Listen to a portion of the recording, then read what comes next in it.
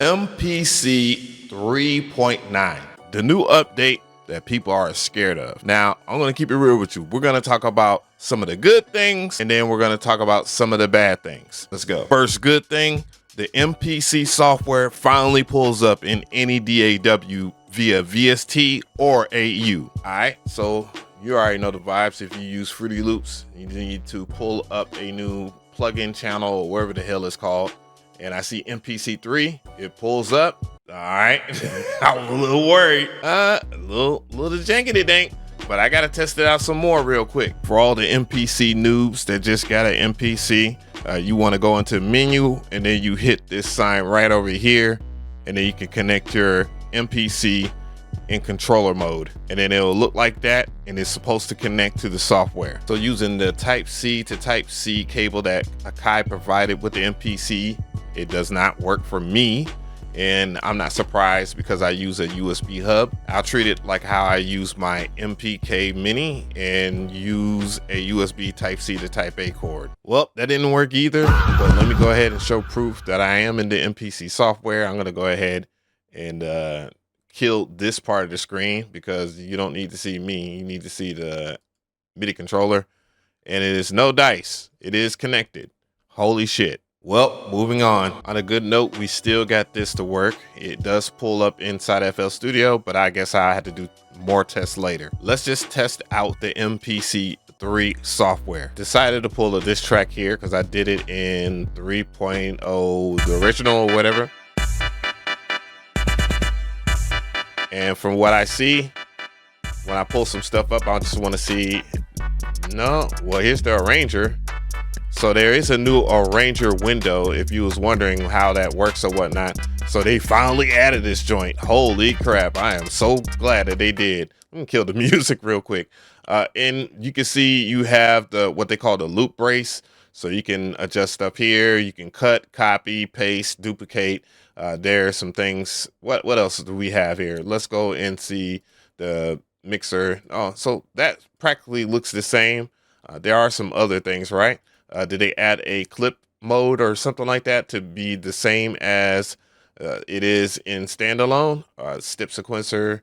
Oh, okay, that I don't know how that looked beforehand. I won't hold on to task when it comes to the MPC key 37 or just connecting the MPC to the computer. That could have been anything. But I'll say right now we're looking at a 2 out of 5. Well, let's talk about some of the standalone changes. One of the cooler additions to this, and let's go into grid edit right here. You can drag your MIDI now. I don't think you have to. You just go into the selection tool, and it's active just like how it is in FL Studio. So if you had to drag and drop some stuff, you can just drag and drop stuff now. I don't think you could do multi. Let's go ahead and zoom in and then select these right here. And let's see if we can do this. Like, oh, you can. Ooh, that's nice. I'll undo that for now, and I'll just play it. I did play this by hand, by the way. Ooh. So if you wanted to further manipulate your MIDI, you can. So far, so good. Let's talk about the arranger though. When we go into the arranger, you can go into the arranger on your MPC by pressing the arrange button right here. You can see right in front of you that you have a cut. So you can cut anything, paste anything over, and it's all related to the loop brace. So that's the proper term for it. And if something goes awry, like what I just did, you can hit the undo button, since people don't know where an undo button is. But you can go right here. You can adjust your loop brace. Let's say you want this beginning part right here, and you want to copy, and then you can move over and then paste it. So you can adjust the brace right here, even though you can do that on the Q links. That is a change. But if I was to set it up properly, oh, damn, they changed the menu too. Okay. And you can insert clip rolls. Wow. I didn't know that. But yeah, you have a whole myriad of things that I'm willing to play with. So they're making some improvements to the arranger that was necessary. So let's try duplicate. What does duplicate do? Duplication. Did it make it longer or what? Could I scroll? No. What did it duplicate? Oh, I see. It just duplicated it. Oh, wow. Yeah, that is a quality of life change. The changes to the grid edit and to the arranger, 4 out of 5. I still think they should be lines like in every other DAW when you go into the arranger. This one is a biggie for almost everyone, I guess. Time signatures per sequence. In order to get into your time signatures, matter of fact, let's just set a BPM. Let's just go like 107, and then we'll go into the time signature over here, and we'll set it to a 6/4, and then we'll hit do it. And now we are in a 6/4. Now we'll go over here and select a new sequence. And as you can see, it is unique. So maybe you want to do you're one of those weirdos where you do like 7/5 or whatever. So let's go and do 7/5 on this one. Or, oh, okay, I see it's, well, 7/4 then. Then you just go over here. Then, you could just create a new one, then go to another sequence, and boom. Oh, yeah. I like that change a lot. Even though time signatures aren't willy-nilly free where you could do just random ass shit, I still will give it a 4 out of 5. Now for the big one. The MPC is a full-blown synth now. We have oscillators. If you haven't done it, in order to use that, you have to go to your preferences, and you will have to go into activation and then download the oscillator pack. Now that we have done that, we'll just go to new track right over here at the bottom left side of your screen. Go to a key group. You can also do it on a drum track, but why would you want to do that? I don't know. Let me know in the comments what you would do that with. But anyways, go to a track edit right here. And once you go to track edit, it will be in global. Then you go to samples. Then you'll see right over here in this part of the screen where it says sample and then oscillator. So you select an oscillator that way. And once you select your oscillator, you have sounds like this. And from here, that was a lame ass chord, right? But from here, you have a myriad of options. The main option that you have is the oscillator right here. So you can pick out like warm sine. And I'm also curious if you could do this per layer too. So let's go ahead and play this. I'll turn on the volume a little bit. And of course, you have a long list of waveforms. So you got a wavetable synth inside of the here.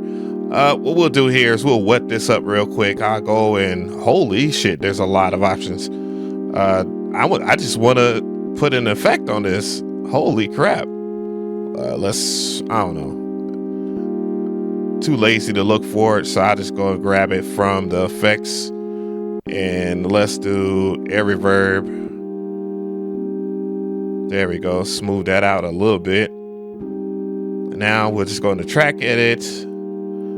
One thing I will complain about is just like setting up LFOs and stuff like that. Let's go ahead and see if we can. Yes, you can layer. Absolutely. You have delays. I had to turn this down a little bit because it's all in my throat. You can do holds. Oh, wow. You can browse it from here. I am curious to know. Get shift. Do precision. I guess this next one will be fuzz. Ooh, so you can add fuzz. And it's all represented on the screen. And I don't know, you can assign them, but there are some other things that I'm curious about. Not worried about, but curious about. So here's the utility. Stacks, stack groups.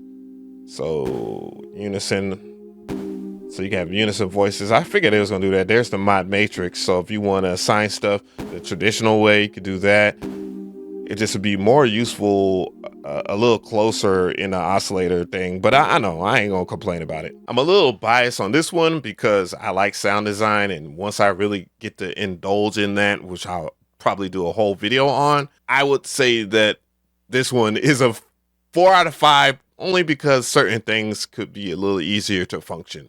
But it's amazing. There are some other things that they have done to the standalone version. For an example, when you go into sample edit, there was an issue with once you export your chops or whatnot. Like if I had these chops and I exported it to like a certain part of the track or whatever, or just convert it in general, it would just like, oh, it still does it.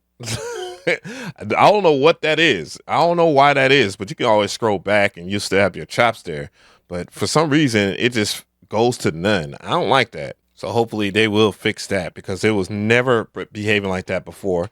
Going into sampler here, and when you go into sampler and you create like a key group or something like that, they have added some new features when it comes to velocity. So you have velocity changes, and you can see you have up to 8 layers. Holy crap. So you auto sample something outside on your computer, or like one of your hardware pieces is a little bit more extravagant. That's the way I see it. Hopefully they'll fix the sample editor in a future update. Trust me, I know they will. Now I'm back over here. We need to go back to clips and talk about time signatures again. You just hit the menu and then go over here, and then you will go to your clip matrix.